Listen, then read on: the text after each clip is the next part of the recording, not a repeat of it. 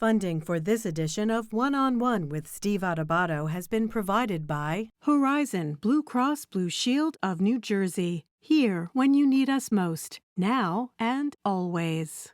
The Russell Berry Foundation, making a difference.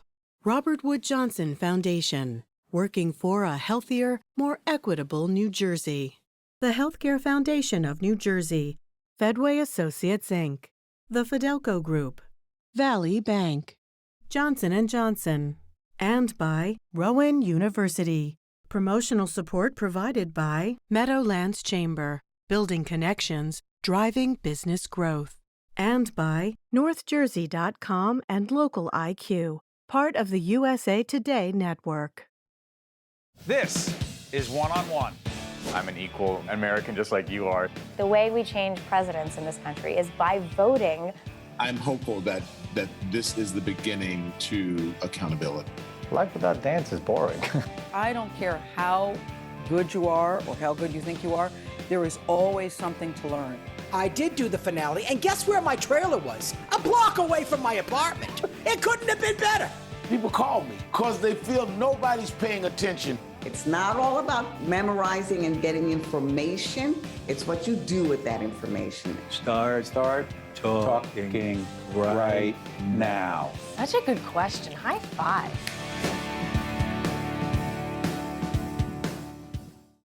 Steve Adubato here with my colleague Jackie Chicarico at the New Jersey Sharing Network 5K. Now, you could walk or run this, right? Yeah, you can walk or run. It's a 5K event, but it's so much more than a 5K. What it really is a celebration of life. Every organ and tissue donation has a story, and we had the incredible opportunity to talk to some of those people, hear these stories about organ and tissue donation and the lives that it impacts every day. So we talked to a young woman whose dad received a heart. He was here with her as well. We talked to a mom who lost a son, but at his 17th birthday, he signed up to be an organ donor. He saved 4 people's lives. Hundreds of others were helped. So family members, survivors, people who've received the gift of life, right? So many people here to make a difference. Real quick, remind people how many people are waiting. We have 4,000 people right now, over 4,000 in New Jersey waiting for a life-saving transplant. And one organ and tissue donor can save the lives of 8 people and enhance the lives of over 75 more. That's right. So the Sharing Network, New Jersey Sharing Network, we've been partners, friends with them. They are underwriter supporters of ours for a long time. We've been involved in public awareness. Why? Because, Jackie, too many people are waiting. Too many people are not aware of the opportunity that they may need or a family member may need. My wife happens to be an organ donor. She donated her kidney. She didn't know there would be a need until there was a need. Right, and there is always a need. And like you said, there's all different types of donors, living donors as well. And we get to talk to some people that also were living donors too. And that's an interesting and a different part of the discussion as well. So Jackie knows that's why she's been producing this event for years. That's why they call it giving the gift of life. It is the gift of life. This is the 5K. This is the New Jersey Sharing Network in beautiful New Providence, New Jersey. So Jackie and I are gonna have you meet some really extraordinary people right now.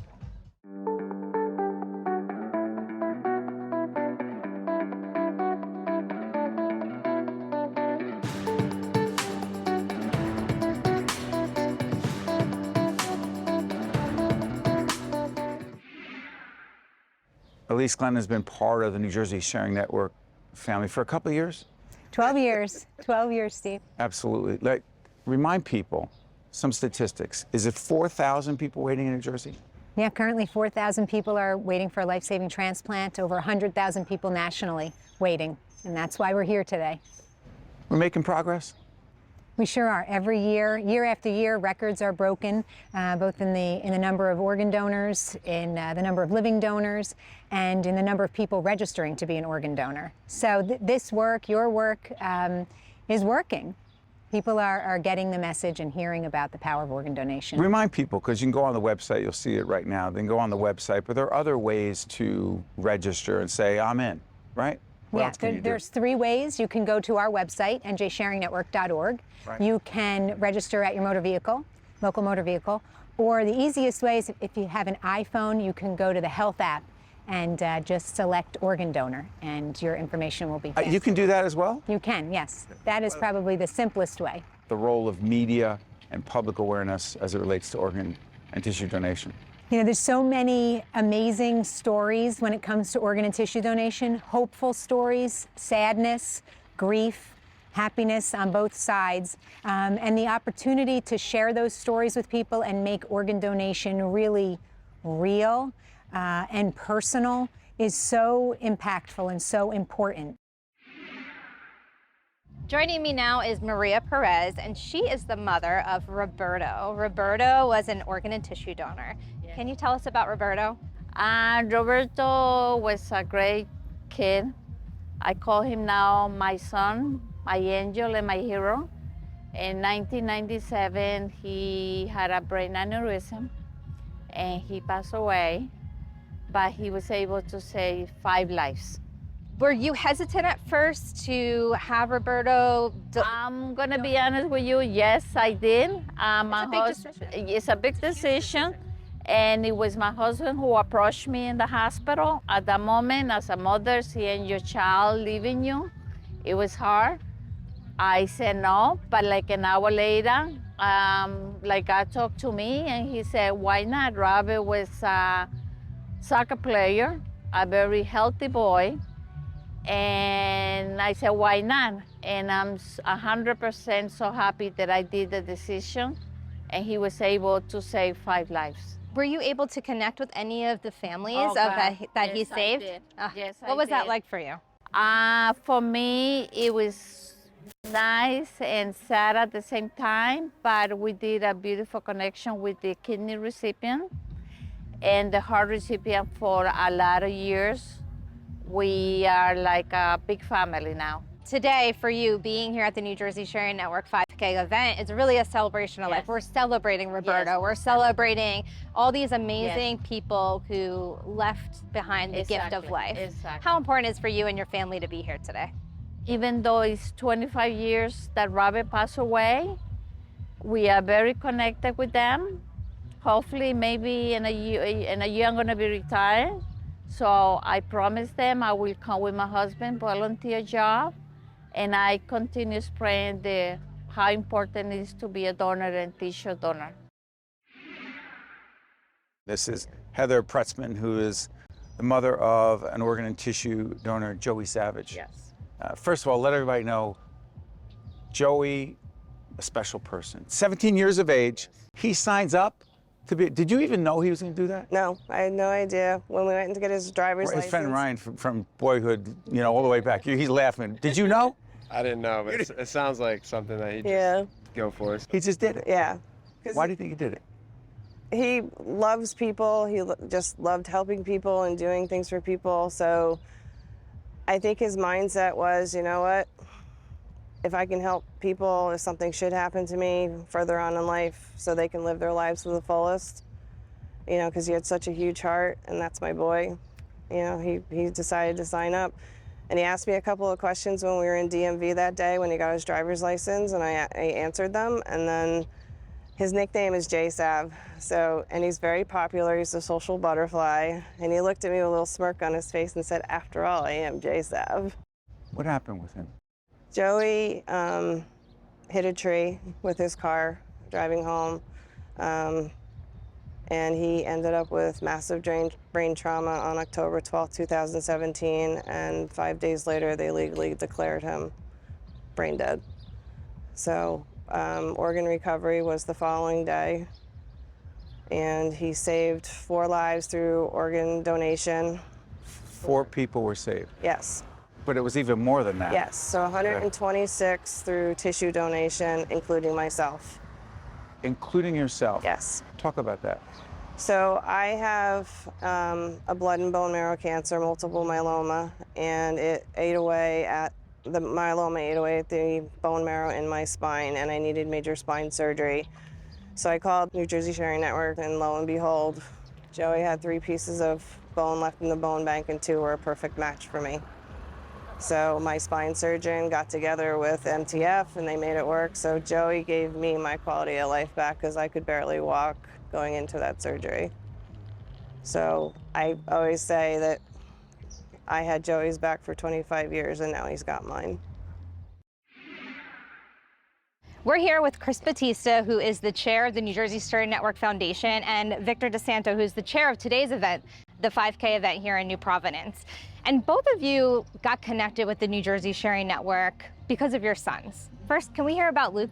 Sure, yeah. Back in 2016, Luke had just turned 15 years old, and unfortunately, he passed away about a month later. And yeah, we got involved really, really quickly, and it's kind of interesting today because the first person that I met at the very first 5K 3 weeks after Luke passed away was Victor's son.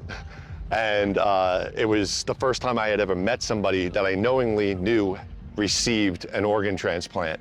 And that was it for me. It was like we went back, we started our own 5K team, Team Luke.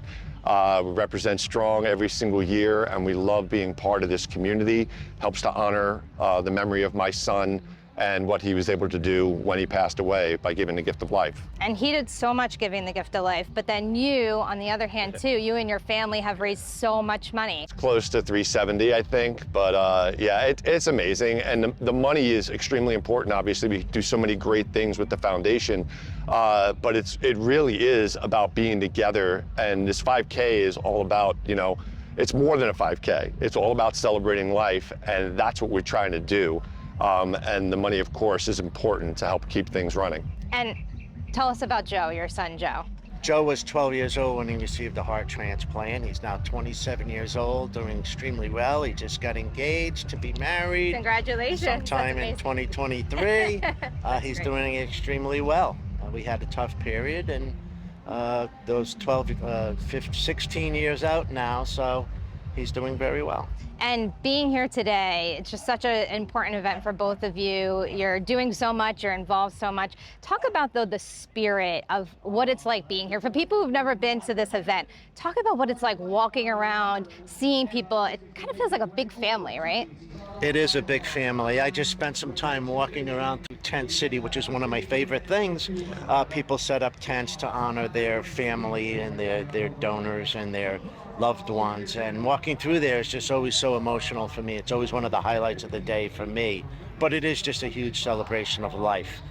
We're the recipient side, as Chris mentioned, so we have a little different perspective than Chris's family, but our families have come together to become one big family.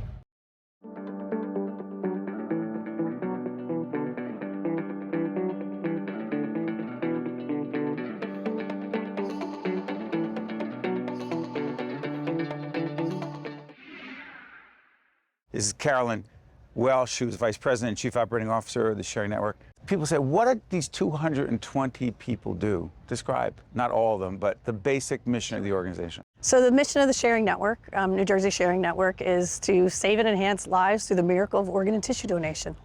Amazing, amazing thing that we do every day. 35 years this organization's been around. 35 years. Lots of change. Started with, I think, what, 9 employees, something like that? How many now? Yes, we're going up to 220 probably by the end of the year.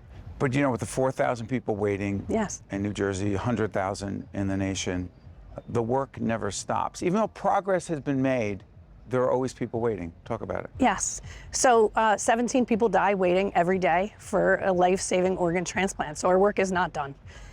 We have made tremendous strides, tremendous progress, but our vision for the future is setting aggressive goals, constantly working to improve and to do the best that we can to save more lives. So we've set an aggressive goal to reach 300 organ donors in 3 years. And we've done strategic plans to make that happen. And the donation, #DonationNeedsDiversity campaign. Say it again. #DonationNeedsDiversity. It's an award-winning campaign that we've done for the last few years to make sure that we're reaching the people that are most affected by transplant and donation in urban and multicultural communities. Let's talk about that, the diversity issue. Yes. That gets missed sometimes. The need is greater. Talk about it. Yes. So 67% of those waiting for a life-saving organ transplant are people of color, multicultural communities. And in New Jersey, we're in this beautiful state because we're diverse, right? That's where we live, and it's awesome. And what we do is reach out to the communities that we really need to talk to, educate, build trust, and work together to make sure that they understand that we're here to facilitate that gift and also to help them save lives of the people that they live with every day. I'm here with Michelle Bruger, who her and her husband own Martial Arts for Life here in New Providence, New Jersey. Tell me a little bit about the company and why you started it here in New Providence. Sure. So we're a family-owned martial arts school, and we teach families from New Providence, Summit, Berkeley Heights, the whole area. And it was just a passion of ours and something that my husband always wanted to do. And eventually together we opened our own school. And how long have you been here? We've been here 17 years. 17 years. So when New Jersey Sharing Network came and made a home in New Providence, why was it important for you and your husband, Rich, to get involved and really learn more about the organization and what they were doing? We just like to partner with local organizations in the community, obviously support each other. You know, we all lift each other up, and we really just wanted to get involved. It's a great cause, wanted to raise some money. Before you got involved with the New Jersey Sharing Network, you did have a ACL replacement, you had some knee surgery, and it wasn't until you actually learned more about organ and tissue donation that you said, hey, wait a second, I think I might be a recipient of a donor. Right. So I had torn my ACL, had ACL reconstruction in 2005, got involved with the Sharing Network in 2012, and when I was talking with one of the employees, she was talking about a young girl who got slide tackled in soccer and tore her ACL, and I got goosebumps. And I was like, wait a second, I tore my ACL and I received tissue. And we talked a little bit more about it. She asked me some questions and I was like, holy cow, I'm a tissue recipient. So it made the connection to the Sharing Network even more important for me because I have benefited from the hard work that they do every day. And aside from that, what else have you learned about organ and tissue donation that you like to pass on to other people, to educate other people about? What is it really about and how important is it? So you always hear about somebody receiving a heart or a lung or kidneys, right? And that gives them life. But it's so much more than just life, it's function. It's the ability to do what you want every day. And for me, that's really what it was. I was teaching martial arts, I got injured in martial arts, and if it weren't for the person who decided to just check that box and donate their organs, I wouldn't be able to be functioning just normally on an everyday basis. So it's not even just about life, it's about function and enjoying the life that you do have for so many people. And I think we take that aspect of it for granted. We're here with a very special participant in the 5K, Chanel Boujon. Yes. And your dad, who's actually right behind you, he's a heart transplant recipient. And you are leading a team, what's it called? Team Sweethearts. Where's that name come from? So we were thinking of a name, and he's a heart transplant recipient. So Sweethearts, like the candy, we're sweet. We're happy he has a heart. I love it. A new heart. You were 9 years of age. Mm-hmm. Your dad's taking you to school.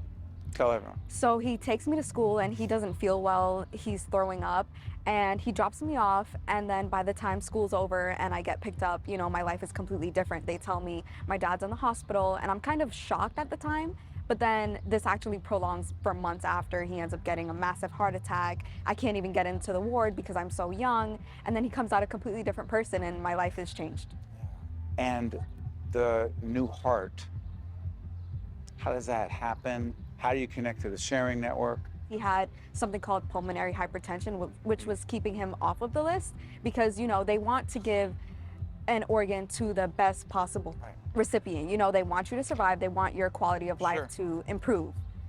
And then he was ready and it happened. Yeah. Do you mind calling him in?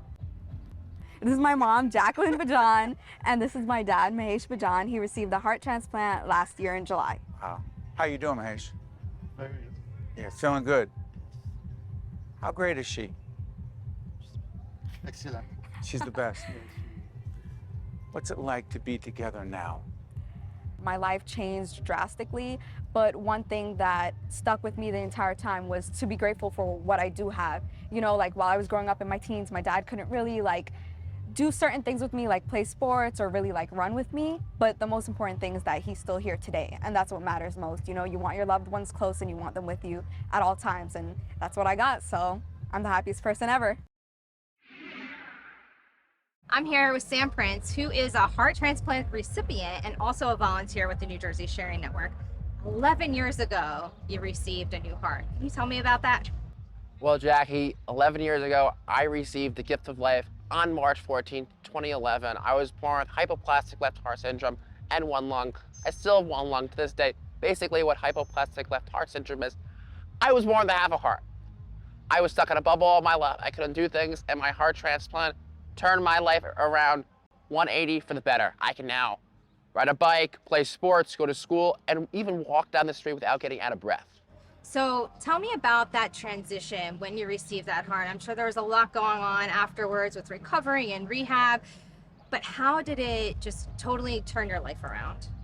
Changed not only my life, but it changed my family's life. We were able to be a normal family. We were able to go on vacation. We were able to socialize and go out to dinner with people and go outside, go to beaches, stuff like that, without being the fear that, oh, I'm gonna get sick, I'm gonna have to go to the hospital. And New Jersey Sharing Network came into your life at that point and your family's life. And you and your brother Max, you started your team 10 years ago? Yeah, 10 years ago. 10 years ago now, right? So your team's still going strong 10 years later. Talk about Max's Mitzvah Movers. Well, my brother started this team, Max's Mitzvah Movers, in honor of me for his bar mitzvah project. Usually for mitzvah projects, you don't keep it, but we kept it for 10 years, going strong. We've raised over $50,000 for the New Jersey Sharing Network. We keep on going. We promote organization everywhere we go. Your team's grown and grown and grown over the years. Humongous, Jackie. And then tell me too, you had something really fun happen recently. You became a Make-A-Wish kid, and you had your wish granted. Talk about your wish. My wish was to go to the NFL draft and announce the first round pick in Las Vegas for the New York Football Giants. And I got to do so, and I had the time of my life.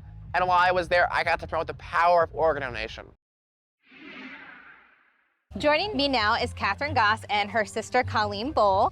Catherine actually received a liver transplant just back in February. Yeah. And the liver, half of the liver came from your sister. Yes. Yep. I need to hear more about this story. So tell me about what happened and why you needed to receive a liver transplant. Sure. So I've had some autoimmune diseases pretty much my entire adult life, one of which is called primary sclerosing cholangitis, which I know is a mouthful. It goes by PSC, which is the abbreviation for it. And as part of that disease, you are at a greater likelihood for a lot of complications, including something called cholangiocarcinoma, which is bile duct cancer. And I had bile duct cancer. So I first got bile duct cancer in 2019, and I was able to have what they call a liver resection, where they removed part of my liver.